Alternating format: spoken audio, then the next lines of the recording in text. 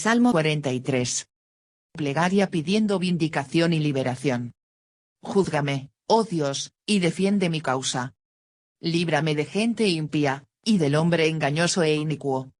Pues que tú eres el Dios de mi fortaleza, ¿por qué me has desechado?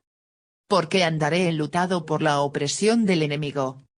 Envía tu luz y tu verdad, éstas me guiarán. Me conducirán a tu santo monte. Y a tus moradas. Entraré al altar de Dios. Al Dios de mi alegría y de mi gozo. Y te alabaré con arpa, oh Dios, Dios mío. ¿Por qué te abates, oh alma mía? ¿Y por qué te turbas dentro de mí? Espera en Dios, porque aún he de alabarle. Salvación mía y Dios mío. El autor del presente salmo recuerda con nostalgia el templo de Jerusalén y el esplendor de las liturgias de otros tiempos. Se encuentra en otras tierras en que su cultura, su fe, su familia y sus relaciones ya no significan nada. ¿Dónde está tu Dios? Le dice la gente, y él mismo se pregunta. ¿Quién ahora soy yo? Los llamados fervientes a Dios y los gritos de esperanza golpean todo el salmo como un estribillo repetido 3 veces. ¿Quién de nosotros no se reconoce a sí mismo en este salmo? Los progresos humanos, por magníficos y benéficos que sean, engendran nuevos males y, además, agudizan nuestros deseos. Quisiéramos tenerlo todo, y de inmediato, porque nos surge la certeza de la muerte al término del camino. ¿Cómo volver a encontrar esos momentos en que probamos las alegrías verdaderas? De la depresión a la adoración. Este salmo, ya sea que es parte del anterior o debe estar conectando estrechamente a este. G. Campbell Morgan. De hecho, en un número de antiguos manuscritos hebreos el Salmo 42 y Salmo 43 están unidos como uno solo. Probablemente sean salmos independientes unidos por un problema común, depresión espiritual. Creemos el hecho que el estilo de poesía fue placentera al escritor, y de esta manera en la vida futura él escribió el himno suplementario de la misma manera. Como un apéndice no necesitaba título. Charles Spurgeon. A. El salmista clama a Dios. 1. Dios, ¿dónde estabas cuando los malvados me rodeaban? Júzgame, oh Dios, y defiende mi causa. Líbrame de gente impía, y del hombre engañoso e inicuo. A. Júzgame, oh Dios, el salmista repite un tema familiar en Salmos, un clamor de justicia. Él se sentía injustamente acusado y pasó ese sentimiento de injusticia al lugar correcto, al trono de Dios. Él dejó la justicia a Dios. B. Líbrame de gente impía, y del hombre engañoso e inicuo. El salmista sabía la dificultad de tratar con gente engañosa e injusta, porque no solo hacen mal sino que saben cómo cubrirlo con engaños. En esta situación tan difícil, el salmista hizo lo correcto, clamó a Dios. Y. Engañoso e inicuo, quien cubre sus diabólicas maquinaciones con belleza. Este tipo de personas eran odiosos a él y a todos los hombres buenos. Pole. 2. Dios, ¿por qué pareces tan distante de mí? Pues que tú eres el Dios de mi fortaleza, ¿por qué me has desechado? ¿Por qué andaré enlutado por la opresión del enemigo? A. Pues que tú eres el Dios de mi fortaleza. Si el salmista no tuviera una relación con Dios, no tendría este problema. Aunque él amaba al Señor, y su confianza estaba en la fortaleza de Dios y no en sus propias fuerzas, él se preguntaba dónde estaba Dios en su difícil momento de necesidad. B. ¿Por qué me has desechado? ¿Por qué andaré enlutado por la opresión del enemigo? La pregunta repetitiva de por qué es familiar a las personas con pruebas de fe. El salmista se preguntaba por qué Dios no hacía cosas de acuerdo a su pensar, especialmente cuando la respuesta parecía ser obvia. 3. Dios, necesito ser guiado por tu luz y verdad. Envía tu luz y tu verdad, éstas me guiarán. A. Envía tu luz y tu verdad. El salmista sabía que su propia luz y su verdad no eran suficientes, él necesitaba de la luz y verdad de Dios. Estas no estaban con él, a no ser que Dios las enviara, estas no estarían con él. Y su luz y su verdad, por ejemplo, su favor, o la luz de su rostro, y la verdad de sus promesas hechas para mí. Pole. B. Estas me guiarán. Esta es una oración de sumisión. Señor, yo no quiero que envíes tu luz y verdad solo para que la pueda admirar. Quiero someter mi vida a tu luz y tu verdad y que éstas me guíen. Necesito un guía, guíame. Y esto inicia la adoración del salmista. Él inicia en depresión, pero va a terminar alabando a Dios. Todo inicia con luz y la verdad de Dios guiando el camino. Y no buscamos luz para pecar, ni verdad para exaltarnos con esta, pero pueden ser guías prácticas para una comunión con Dios. Spurgeon. B. El salmista describe su respuesta hacia la respuesta venidera de Dios. 1. 3b. Cuando tú respondas mi oración, yo vendré a tu casa.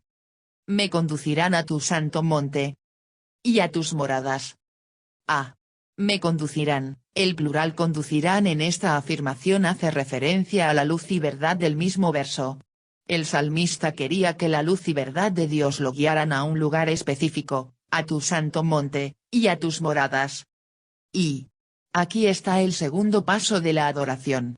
Guiado por la luz y verdad de Dios, el salmista viene al tabernáculo, a la tienda donde se encontraba con Dios. Cualquier lugar donde el pueblo de Dios se juntaba para encontrarlo se convertía en un tabernáculo. B. Tu santo monte, y a tus moradas. El salmista quería ir al tabernáculo del encuentro. Él quería porque. Punto centrado. Él sabía que el Señor estaba ahí en una manera especial. Punto centrado. Él sabía que el pueblo de Dios estaba ahí. Punto centrado. Él sabía que este era un lugar donde se podía concentrar en Dios. 2. 4. Cuando tú contestes mi oración, yo te alabaré. Entraré al altar de Dios. Al Dios de mi alegría y de mi gozo. Y te alabaré con arpa, oh Dios, Dios mío. A. Entraré al altar de Dios, lleno de fe. El salmista anticipó la respuesta de Dios a su oración y declaré que él haría sacrificio, ir al altar, cuando la respuesta llegase. Este no era un sacrificio de expiación de pecados sino de gratitud y celebración de la comunión con Dios. Y este es una tercera parada en la adoración, el altar. El camino a Dios siempre es el camino al altar. El camino al altar es abierto mediante el enviar la luz y verdad de Dios. Morgan, cuando nosotros seguimos la luz y la verdad del Señor, esto nos va a guiar a su altar, la cruz donde Jesús fue dado como un sacrificio por nuestros pecados. Y cuando el escritos de Hebreos declara, tenemos un altar, del cual no tienen derecho de comer los que sirven al tabernáculo, Hebreos 13:10, pareciera que se refiere a la provisión de Dios en la cruz, la ofrenda suprema en el supremo altar de Dios. Nosotros podemos ir al altar de Dios mediante ir en fe a la cruz de Jesús y pensar profundamente en su trabajo y victoria ahí. Y bajo el nuevo pacto ya no ofrecemos sacrificios animales, pero todavía traemos sacrificio de alabanza. Hebreos 13:15 nos dice cómo, así que, ofrezcamos siempre a Dios, por medio de él, sacrificio de alabanza, es decir, fruto de labios que confiesan su nombre. B. Y te alabaré con arpa. El salmista no solo alaba a Dios con sacrificio animal, sino también con música y cantos. Él alcanza este objetivo en su adoración, guiado por la luz y verdad del Señor. Él viene a la casa de Dios, al altar de Dios a culminar en adoración. 3. 5. Cuando tú respondas mi oración, yo voy a retar mis sentimientos. ¿Por qué te abates, oh alma mía? ¿Y por qué te turbas dentro de mí? Espera en Dios, porque aún he de alabarle. Salvación mía y Dios mío. A. ¿Por qué te abates, oh alma mía? El salmista tuvo esperanza en la redención de Dios, aunque ésta aún no llegaba. En el transcurso, no iba a rendir sus sentimientos en depresión o desánimo. Por el contrario, él retaba a sus sentimientos y los traía a Dios. Él dijo a esos sentimientos de desánimo y falta de paz: espera en Dios. Él fielmente va a responder de nuevo, porque él lo ha hecho antes. Y vemos al final del salmo que ninguna de las circunstancias del salmista ha cambiado, solo su actitud. ¿Qué diferencia tan grande hace? Aún no llega la respuesta. La obscuridad del misterio aún está sobre él, pero la luz del camino se ve, y de nuevo al alma se le prohíbe desesperarse y la esperanza se alienta en Dios. Morgan. Y, porque aún he de alabarle, la redacción regresa al conflicto entre fe y duda, al contraste entre el presente y el futuro, y hacia la esperanza de he de alabarle. Van Gemeren. B. Salvación mía. El salmista sabía que su rostro necesitaba ayuda, y Dios era el único que le podía ayudar. La paz y el gozo que viene de confiar en Dios se reflejarán en nuestro rostro. Y. El sentido de la palabra hebrea es principalmente salvación en lugar de ayuda. Uno puede decir que Dios salva el rostro de su gente, el poeta puede alabar a Dios con exceso de gozo y no solamente por su ayuda, la cual es una palabra muy débil, sino por su salvación. De manera externa nada ha cambiado, aunque él ha ganado. Kidner. ¿Y hay una cura para la depresión? Sí.